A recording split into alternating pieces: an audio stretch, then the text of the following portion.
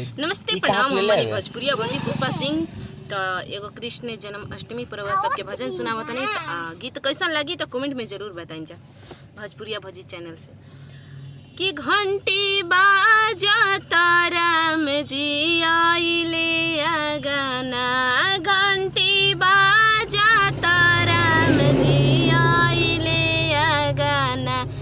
बबुआ काहे के जनम ला जाइब बानमा, बबुआ काहे के जनम ला जाइब बानमा।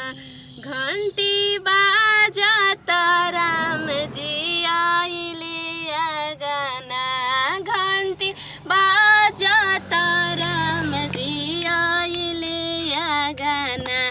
अम्मा देहु नया शीशवा जाए के बनावा, अम्मा देहु नया शीशवा जाए के बनावा।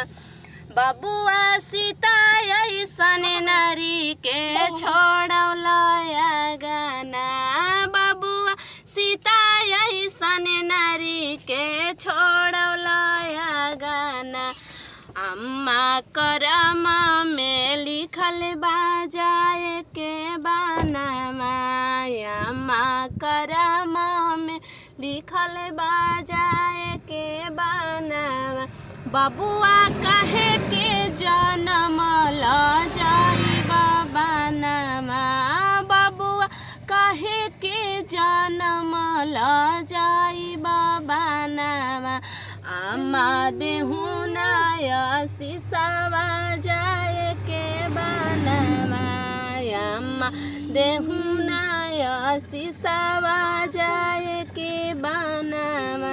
कृष्ण जी चलेलन बाकैयानु हो, बड़ा नीक लागेला।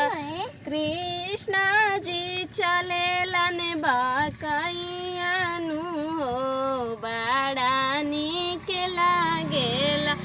गोड़ावा में पेन्हा से गोड़ा हथावानु हो, बड़ा नीक लागेला।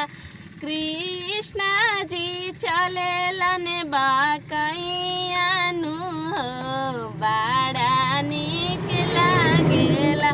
बांसुरी बाजता नजर पड़ी गईले हो,